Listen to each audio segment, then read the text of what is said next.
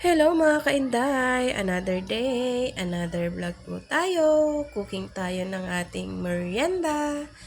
Ayan, nagluluto lang tayo ng merienda nating macaroni soup. Yan.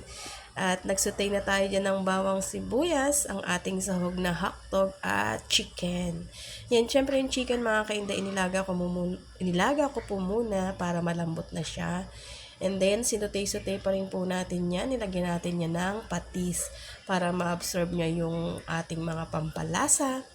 And then, nilagyan ko na siya dyan ng water mga kainday at para mapalambot natin yung ating sahog at ang ating macaroni. Yan, nilagay ko na rin yung macaroni dyan habang kumukulo, napapalambot natin siya. And then, the same time, nilagyan ko na rin siya ng milk. Milky, so creamy ang ating soup. Macaroni soup. Yan. Then, ang nilagay lang natin diyang gulay ay cabbage. Cabbage. Yan, mga kainday. It's so yummy ang ating merienda. Soup pa lang, busog ka na. Ayan, titikman na natin kung okay ang ating timpla. Yan, mga kainday. It's so good na. Pwede na tayong magmerienda.